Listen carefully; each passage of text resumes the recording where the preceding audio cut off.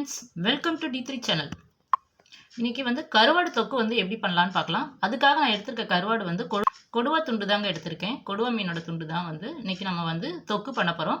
இந்த தொக்கு பண்ணுறதுக்காக என்ன பண்ணியிருக்கேன், ஆனியன் வந்து 2 பெரிய ஆனியன் வந்து கட் பண்ணி வச்சுருக்கேங்க.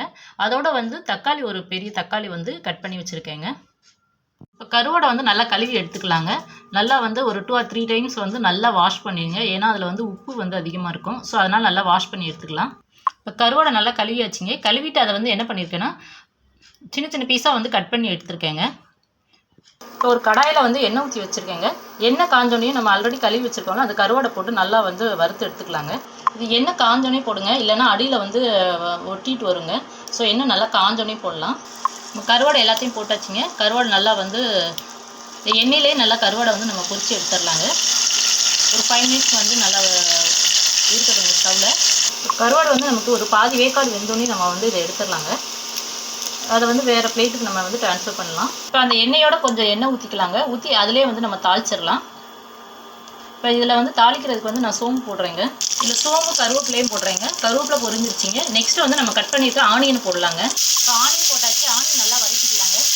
நெக்ஸ்ட்டு வந்து கட் பண்ணியிருக்க தக்காளி வந்து போட்டுடலாங்க. இப்போ ரெண்டும் வந்து நல்லா வதங்கட்டுங்க. இதில் இந்த வெங்காயம் தக்காளிக்கு மட்டும் லைட்டாக வந்து உப்பு போட்டுக்கிறேங்க. ஆல்ரெடி கருவாடுலேயே வந்து உப்பு இருக்கும். அதனால் வந்து லைட்டாக இதுக்கு தகுந்த மாதிரி லைட்டாக 2 நெக்ஸ்ட் இதில் என்ன பண்ணுறோன்னா, 1 கிளாஸ் அளவுக்கு தண்ணி ஊற்றுறோங்க. இந்த தண்ணி கொதிச்சோடனே நம்ம வந்து மிளகாத்தூள் போடலாங்க. தண்ணி வந்து ஒரு கொதி வரட்டும். இதில் வந்து காரத்துக்காக நான் என்ன பண்ணியிருக்கேன்னா, வீட்டில் அரைச்ச குழம்பு மிளகாத்தூள் வந்து 1 ஸ்பூன் போட்டிருக்கேங்க. உங்களுக்கு காரம் எப்படியோ அதுக்கு தகுந்த மணிக்கு போட்டுக்கோங்க.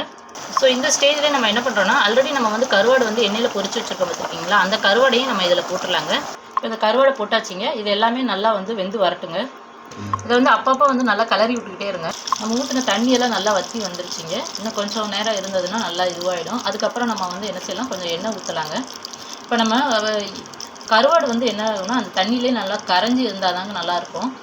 அப்படின்னா தான் வந்து நமக்கு தொக்கு வந்து டேஸ்ட்டாக இருக்கும். அதனால தான் நம்ம வந்து என்ன பண்ணுறோன்னா, அதோடலேயே வந்து என்ன செஞ்சிடறோம்னா, பொரிச்சு வச்ச கருவாடையும் நம்ம வந்து உள்ளே போட்டுருவாங்க. நமக்கு ஆல்மோஸ்ட் தண்ணியெல்லாம் நல்லா வற்றி வந்துருச்சிங்க. இப்போ வந்து நம்ம என்ன செய்யலாம்னா, கொஞ்சம் எண்ணெய் ஊற்றலாங்க. எண்ணெய் ஊற்றி ஸ்டவ்வை வந்து சிம்மில் வச்சுக்கோங்க. நமக்கு எண்ணெய் நல்லா பிரிஞ்சு சூப்பராக வந்துருக்கு பாருங்கள். கலர் கூட நல்லா சேஞ்ச் ஆகி இந்த மாதிரி எண்ணெய் பிரிஞ்சு வந்துருக்கு பாருங்கள். இன்னும் ஒரு 5 மினிட்ஸ் மட்டும் நம்ம ஸ்டவ்வில் வச்சுருக்கலாங்க. ஸோ இந்த மாதிரி வந்து கருவாடு தொக்கு செஞ்சு சாப்பிட்டிங்கன்னா ரொம்ப டேஸ்ட்டாக இருக்குங்க. இது வந்து கூழ் செஞ்சிங்கன்னா, ராகி கூழ், கம்மங்கூழ் இந்த மாதிரி இதுக்கு வந்து சைடிஷாக சூப்பராக இருக்கும். அதோடு வந்து என்னென்னா, பழைய சாதத்துக்கு இதை வச்சு சாப்பிட்டிங்கன்னா அடிச்சிக்கவே முடியாதுங்க, அவ்வளோ சூப்பராக இருக்குங்க. ஸோ நமக்கு சூப்பராக கருவாடு தொக்கு வந்து ரெடி ஆகிடுச்சுங்க. நான் இது வந்து பழைய சாதத்துக்கு தாங்க சைடிஷாக ரெடி பண்ணியிருக்கேன். நீங்கள் எதுக்குனாலும் வந்து சைடிஷாக வச்சு சாப்பிட்லாம்.